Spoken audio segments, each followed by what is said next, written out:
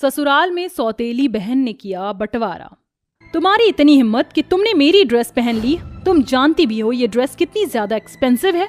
तुमने तो ये ड्रेस पहनकर इसकी सारी लुक ही खराब कर दी है। क्या हुआ संजना बेटा, सुबह सुबह क्यों चिल्ला रही है? माँ देखो ना, इस काली ने मेरी इतनी महंगी ड्रेस पहन ली। ये ड्रेस मैंने कॉलेज के फंक्शन के लिए खरीदी थी। अब मैं इस ड्रेस को कैसे पहनूंगी? क्यों री, तेरी हिम्मत कैसे हुई मेरी बेटी की ड्रेस पहनने की? माँ आज तक पिताजी जो भी हम दोनों के लिए कपड़े लेकर आए हैं, उनमें से जो भी संजना को पसंद आया वो मैंने बिना कुछ कहे संजना को दे दिया। लेकिन अगर आज मैंने संजना की ड्रेस पहन ली तो क्या हुआ? मेरे पास कॉलेज के लिए कोई ड्रेस नहीं है। ये ड्रेस मैंने बेड पर रखी देखी तो मैंने इसे बस ट्राई किया था, मेरे पर कैसी लगेगी। अगर मुझे ये लेनी होती तो मैं संजना से पूछ कर ही ले लेती। और माँ आप क्यों हमेशा मेरे रंग को लेकर मुझे ताने दिया करती हो? क्या सांवला होना कोई पाप है? बड़ी जुबान चल रही है तेरी। चुपचाप से ड्रेस उतारकर मेरी बेटी को वापस दे दे, वरना तेरे शरीर से ये ड्रेस की जगह चमड़ी खींचकर निकाल दूंगी। संजना और पूजा दोनों सौतेली बहनें होती हैं। पूजा की माँ सरस्वती की मृत्यु जब पूजा 7 साल की थी तभी हो गई थी। पूजा की माँ की मृत्यु के बाद पूजा को कभी माँ की कमी महसूस ना हो, इसलिए पूजा के पति महेश ने कोयल से शादी कर ली। लेकिन कुछ ही दिनों में कोयल ने अपना असली रंग दिखाना शुरू कर दिया। संजना के जन्म के बाद तो कोयल पूजा से बस नफरत करने लगी थी। अपनी माँ को देख देख कर संजना भी पूजा से नफरत करती थी। कोयल और संजना ने कभी भी पूजा को प्यार नहीं दिया।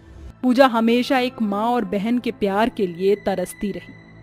अजी सुनती हो, तुम्हारे लिए एक बहुत अच्छी खुशखबरी लेकर आया हूँ। शहर के सबसे अमीर और रईस खानदान से हमारी बेटी के लिए रिश्ता आया है। अगर ये रिश्ता पक्का हो गया ना तो हमारी बेटी तो बड़े ठाट बाट से रहेगी। ये तो बहुत अच्छी खुशखबरी है। मैं भी जाकर संजना को ये खुशखबरी देकर आती हूँ। ये खुशखबरी संजना को ही नहीं बल्कि पूजा को भी बता दो, क्योंकि पूजा और संजना दोनों के लिए ही रिश्ता आया है। मेरी दोनों बेटियों की शादी इतने बड़े और अच्छे परिवार में होगी तो इससे बढ़कर मेरे लिए और क्या हो सकता है। ये आप कैसी बातें कर रहे हैं? आप क्या चाहते हैं? शादी के बाद मेरी संजना बिल्कुल भी खुश ना रहे? आप उन्हें कह दीजिएगा कि हम अपनी संजना का ही रिश्ता करवाएंगे, ना कि पूजा का। शादी के बाद पूजा के लिए कोई भी रिश्ता ढूंढकर उसकी शादी कर दीजिएगा। कोयल, ये तुम कैसी बातें कर रही हो? संजना और पूजा दोनों ही मेरी बेटी हैं और मैं अपने किसी एक बेटी के साथ दूसरी बेटी के लिए बुरा नहीं कर सकता, समझी? अगर शादी होगी तो दोनों बहनों की एक साथ होगी, वरना दोनों की ही नहीं होगी। और ये मेरा आखिरी फैसला है। अब महेश के आगे किसकी ही चलने वाली थी, इसलिए कोयल को ना चाहते हुए भी इस शादी के लिए हाँ करनी पड़ती है। कुछ ही महीनों में महेश संजना और पूजा की शादी बड़े ही धूमधाम से करवा देता है। शादी के बाद ससुराल वाले पूजा और संजना को बड़े ही प्यार से स्वागत करते हैं। पूजा और संजना की सास कविता बहुत ही अच्छी होती है और अपनी दोनों बहुओं को एक सा प्यार करती है। पूजा घर की बड़ी बहू होती है, जिस वजह से घर की सारी जिम्मेदारी और घर की चाबी पूजा के पास ही रहती है, जिसे देखकर संजना को पूजा से जलन होने लगती है और अब वो धीरे धीरे अपनी सास के कान भरना शुरू कर देती है। तुम ये चाय माँ जी के लिए बना रही हो? तुमने तो इसमें चीनी ही नहीं डाली। हाँ संजना, ये चाय मैं माँ जी के लिए ही बना रही हूँ। तुम्हें पता है कि माँ जी को शुगर है और वो शुगर फ्री चाय पीती है, इसलिए मैंने इसमें बिल्कुल चीनी नहीं डाली। मैं तो भूल ही गई थी। ये चाय मुझे दे दो, मैं माँ जी को दे आऊंगी। तुम्हें तो किचन में और भी काम है, तुम वो काम कर लो। संजना के कहने पर पूजा संजना को चाय दे देती है। संजना के पास अच्छा मौका होता है अपनी सास की नजरों में पूजा को गिराने का, इसलिए वो चुपके से चाय के अंदर काफी सारी चीनी मिला देती है। जैसे ही कविता उस चाय को पीती है तो वो गुस्से से तिलमिला उठती है और चिल्लाते हुए कहती है, ये चाय है या चाशनी? घर में सबको पता है कि मुझे शुगर है, फिर भी मेरी चाय में इतनी चीनी किसने डाली? माँ जी, ये चाय मैंने नहीं बल्कि पूजा ने बनाई है। लगता है उसी ने आपकी चाय में चीनी डाला होगा। वो आपको मार कर इस सारी प्रॉपर्टी को हड़पना चाहती है। मैं तो कह रही हूँ अभी भी टाइम है, बंटवारा कर दो, वरना एक दिन वो सांप की तरह कुंडली मारकर आपकी सारी प्रॉपर्टी पर कब्जा कर लेगी और आप कुछ भी नहीं कर पाओगी। देखा नहीं आपने कि कैसे जेठ जी पूरा दिन पूजा पूजा करते रहते हैं। बात तो ठीक कह रही है संजना बहू, मैं आज ही वकील से बात करके इस घर का बंटवारा कर देती हूँ। कविता जल्दी से अपने खानदानी वकील को बुलाती है और घर का बंटवारा कर देती है। बंटवारा करने की वजह से संजना के पास तो घर का एक बहुत बड़ा हिस्सा आ जाता है जिसमें वो आराम से रहती है। लेकिन पूजा के पास सिर्फ एक छोटा सा मकान और खेत आता है। लेकिन पूजा इसमें भी खुश होती है और अपने पति कृष्णा के साथ गरीबी में भी खुशी से जी रही होती। अब संजना को घर की जिम्मेदारियों के साथ साथ तिजोरी की चाबी भी मिल चुकी थी, जिस वजह से संजना दिन रात पैसे पानी की तरह खर्च करती और घर का एक काम भी नहीं करती। अब धीरे धीरे कविता संजना से परेशान होने लगी थी। ये क्या तरीका है, सारे कपड़े ऐसे ही फैले हुए हैं, सारा किचन गंदा पड़ा हुआ और तू यहाँ पर सोफे पर लेटे लेटे मजे से फोन चला रही है। माँ जी, मैंने आज तक अपने घर में एक भी काम को हाथ नहीं लगाया, तो मुझसे किसी भी काम को करने की उम्मीद मत रखिएगा। अगर आपको इन चीजों से इतनी परेशानी है तो भगवान ने आपको भी तो 2-2 हाथ दिए हैं, आप उनका इस्तेमाल करके सारा काम कर लीजिए। और सारा काम खत्म हो जाएगा तो प्लीज मेरे लिए जूस ले आइएगा। संजना की बात सुनकर कविता को अपनी की गई गलती का बहुत ज्यादा पछतावा होता है और वो बंटवारे की बात सोच सोच कर परेशान होने लगती है। अभी सारा काम कविता को ही करना पड़ता था। ऐसे ही समय बीतता रहता है कि एक दिन इतनी उम्र में घर के कामकाज करने की वजह से कविता को चक्कर आ जाते हैं और वो बेहोश होकर नीचे गिर जाती है। लेकिन संजना को इस बात का कुछ पता ही नहीं होता, वो तो सिर्फ अपने मोबाइल में बिजी होती है। लेकिन जैसे ही पूजा अपनी सास को ऐसे देखती है तो वो उन्हें हॉस्पिटल ले जाती है। जब सारी बात सभी परिवार वालों को पता चलती है तो सारा परिवार हॉस्पिटल पहुंच जाता है। थोड़ी ही देर में कविता को भी होश आ जाता है, जिसके बाद कविता पूजा से माफी मांगती है। पूजा बहू, मुझे माफ कर दे। संजना की बातों में आकर मैंने घर का बंटवारा किया और तुझे गलत समझा, लेकिन अब मुझे मेरी गलती का एहसास हो चुका है। जिस बहू को मैंने इतना प्यार दिया उसी की वजह से ही आज मेरी ये हालत है।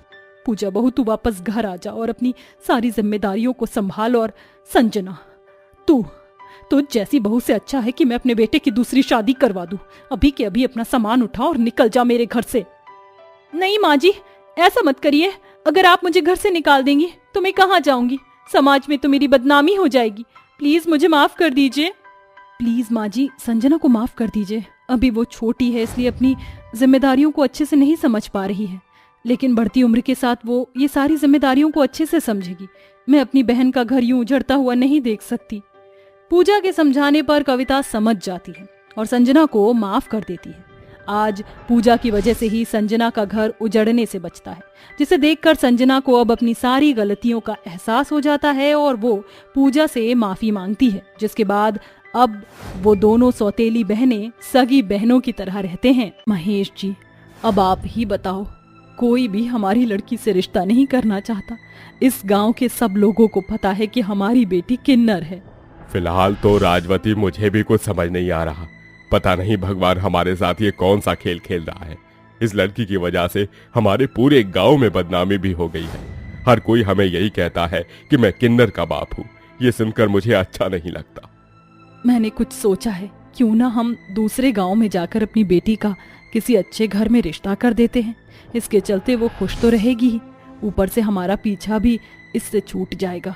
बोलो, क्या आप इसके लिए तैयार हो? तभी महेश को किसी के बारे में याद आता है और वो फोन उठाकर बात करने लगता है। अरे राणा साहब, मैं बोल रहा हूँ महेश। आपने मेरी बेटी को तो देखा ही था जब पिछली बार मैं आपके यहाँ आया था। आप अपने बेटे के लिए रिश्ता ढूंढ रहे थे। ये बात मुझे उसी समय बोल देनी चाहिए थी, लेकिन मैं अभी बोल रहा हूँ। मेरी बेटी कुंवारी है, संस्कारी है और सुंदर भी है। अगर आप चाहो तो रिश्ते की बात आगे बढ़ाते हैं। फोन की दूसरी तरफ से राणा बोलता है। अरे महेश बाबू, तुम तो हमारे भाई साहब जैसे हो और तुम रिश्ते की बात कर रहे हो, तो फिर लड़की बहुत अच्छी ही होगी। मैं रिश्ते के लिए तैयार हूँ। दोनों परिवार में शादी की रस्में शुरू हो जाती हैं, लेकिन अंजलि के किन्नर होने की बात वो इस बीच में दबा देते हैं, जिसके चलते अंजलि को बहुत दुख होता है, क्योंकि वो चाहती थी कि वो अपनी जिंदगी की शुरुआत किसी झूठ से ना करे। लेकिन समय जल्दी बीतता है और वो दिन भी आ जाता है जिस दिन अविनाश अंजलि से शादी करके उसे अपने घर ले आता है। अंदर आओ बहू, तुम्हारा इस घर में स्वागत है। अंजलि की जेठानी काव्या उसकी आरती उतारती है, जिसके बाद शादी की कुछ और रस्में हो जाती हैं और अविनाश अंजलि को अपने कमरे में ले आता है। अब से तुम इस घर की छोटी बहू हो और इस घर पर तुम्हारा उतना ही हक है जितना कि बड़ी भाभी का। वैसे मैं जानता हूँ कि बहुत ही कम समय में हम दोनों की शादी हो गई, इसलिए मैं कोई जल्दबाजी नहीं चाहता। अगर तुम चाहो तो पहले हम दोनों दोस्त बनकर रह सकते हैं।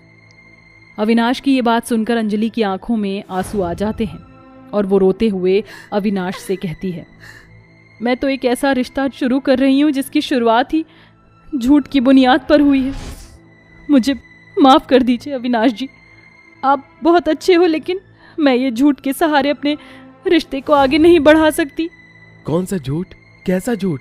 तुम किस झूठ की बात कर रही हो? मुझे सब कुछ सच जानना है। अंजलि अपने किन्नर होने का पूरा सच बता देती है, जिसे सुनकर अविनाश को एक बहुत बड़ा झटका लगता है। लेकिन सबसे बड़ी बात यह थी कि अंजलि इतनी सुंदर थी कि उसके किन्नर होने की संभावना कोई बता ही नहीं सकता था। वहीं अविनाश को उसकी खूबसूरती से प्यार हो जाता है और सच बोलकर अंजलि खुद ही उसका दिल जीत लेती है। तुम किन्नर हो तो क्या हुआ, कोई बड़ी बात नहीं है। मैं तुमसे बहुत प्यार करता हूँ और मैं तुम्हारे साथ अपनी जिंदगी की शुरुआत करना चाहता हूँ। ये सुनकर अंजलि को बहुत खुशी मिलती है। वो अपनी सुहाग रात बहुत अच्छे से मनाते हैं। अगले दिन सुजाता और काव्या दोनों अंजलि की पहली रसोई की रस्म पूरी करवाते हैं, जिसमें अंजलि अपने हाथों से गाजर का हलवा बनाती है। गाजर का हलवा घर के सभी सदस्यों को बहुत स्वादिष्ट लगता है, जिसके चलते अंजलि यहाँ भी सबका दिल जीत लेती है। लेकिन तभी घर पर एक पंडित आते हैं। अरे आओ पंडित, इस घर में तुम्हारा स्वागत है। अरे बहन जी, मुझे माफ करना, मैं कुछ समय के लिए यहाँ से बहुत दूर गया था किसी जरूरी काम से। अब मैं तुम्हारे बेटे के लिए रिश्ता लेकर आया हूँ, ये देखिए। पंडित की बात सुनकर सुजाता और काव्या हंसने लगती हैं। पंडित जी, ये सब छोड़िए, ये देखिए कितना स्वादिष्ट गाजर का हलवा है। पहले ये खाइए, फिर हम आपको कुछ बताते हैं। काव्या अंजलि के हाथों का गाजर का हलवा पंडित को खिला देती है, जिसके बाद वो अंजलि के बारे में पंडित को बताते हैं। जैसे ही अंजलि पंडित के सामने आती है, पंडित उसे पहचान लेता है और वो हैरान होते हुए अंजलि के पूरे ससुराल वालों को अंजलि की हकीकत के बारे में बताता है। अनर्थ हो गया बहन जी, अनर्थ हो गया। ये तो दूसरे गांव की लड़की है। अरे ये कोई लड़की नहीं बल्कि किन्नर है, किन्नर। आप एक किन्नर लड़की से अपने बेटे की शादी करवाकर उसे घर में ले आई हो। आपको इसके बारे में उन्होंने नहीं बताया? ये सुनते ही सुजाता का खून खौलने लगता है। उसे कुछ समझ नहीं आता। वो गुस्से में सबसे पहले अंजलि के मुंह पर एक जोरदार तमाचा मारती है, जिसके चलते अंजलि रोने लगती है और रोते हुए वो अपनी सास को अपनी पूरी सच्चाई बताती है। माँ जी, हमें माफ कर दो, ये सब मेरे माता पिता ने किया है। मेरी शादी नहीं हो रही थी और वो मुझसे पीछा छुड़ाना चाहते थे। उन्होंने मुझे अपना मुंह बंद रखने के लिए कहा था। मेरा ऐसा कोई इरादा नहीं था कि आप लोगों के घर में झूठा रिश्ता कायम करके रहूं। तेरी इतनी हिम्मत कि तू किन्नर होकर इस घर की बहू बन गई। बेटा, तू इस घर की बहू तो बन गई, लेकिन तुझे मैं ऐसे नहीं छोड़ूंगी। अब तुझे मैं इस घर के अंदर रोज रोज तड़पाऊंगी, ताकि तू खुद एक दिन परेशान होकर इस घर को छोड़कर चली जाए। ये मेरा तुझसे वादा है। सुजाता अपनी बहू अंजलि को धमकी देकर वहां से चली जाती है। उस दिन के बाद से काव्या और सुजाता दोनों ही अंजलि का जीना दुश्वार कर देती हैं। वो सुबह शाम उसी से घर के सारे काम कराती और खुद घर की मालकिन बनकर रहती हैं। इसी बीच काव्या गर्भवती हो जाती है। माँ जी मुबारक हो, आप दादी बनने वाली हो। मैं गर्भवती हूँ। अरे बहू, ये बोलकर तूने तो मेरा दिल ही जीत लिया। अब मैं तुझे क्या बताऊं, बहुत अच्छा लग रहा है। कम से कम कोई तो है इस घर में जो इस घर के वंश को आगे बढ़ा सकता है, वरना तो लोग यहाँ झूठे रिश्ते लेकर जबरदस्ती से रहने लगते हैं। सुजाता की ये बात सुनकर अंजलि को बहुत ठेस पहुंचती है और वो रोने लगती है। लेकिन इस बीच अंजलि काव्या की गर्भावस्था में उसका बहुत अच्छे से ख्याल रखती है। लेकिन काव्या उसे कुछ भी नहीं समझती, सिवाय एक घर की नौकरानी के। एक दिन काव्या जानबूझकर फर्श पर सब्जी बिखेर देती है। ओ हेलो किन्नर, यहाँ वहाँ क्या घूम रही हो? देखो यहाँ पर सब्जी गिर गई, इसे साफ कर दो। अंजलि पोछा लगाकर गिरी हुई सब्जी को साफ कर रही होती है। तभी काव्या उसके हाथ पर पैर रख देती है, जिससे उसे बहुत दर्द होता है। इसी प्रकार काव्या उसके ऊपर बहुत अत्याचार करती है। देखते ही देखते 9 महीने पूरे हो जाते हैं और वो दिन भी आ जाता है जिस दिन काव्या एक बहुत ही सुंदर और प्यारे से बेटे को जन्म देती है।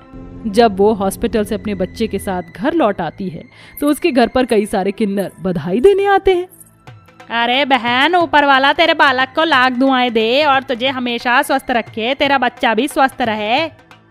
सज रही गली मेरी माँ सुनहरी गोटे में, एक सुंदर मम्मी हाँ जी, एक सुंदर लल्ला हाँ जी, तेरा लाल बना रहे, खूब बड़ा हो, कामयाब हो। वह सारी किन्नरें काव्या के बच्चे को बहुत सी दुआएं देती हैं, जिसकी वजह से उन्हें सुजाता और काव्या बधाई में ढेर सारे पैसे और सोना चांदी भी देती हैं। आपका बहुत बहुत शुक्रिया। अगर आप लोग हमें बधाई ना दो तो हम तो जीने लायक ही ना रहे। आपकी वजह से हमारा घर चलता है और हम लोग जीवित रहते हैं, वरना इस समाज में तो लोगों ने हमारी कोई जगह ही नहीं छोड़ी।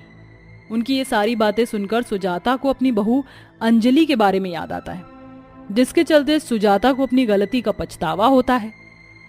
मैंने अपनी बहू के साथ बहुत बुरा किया, मुझे ऐसा नहीं करना चाहिए था।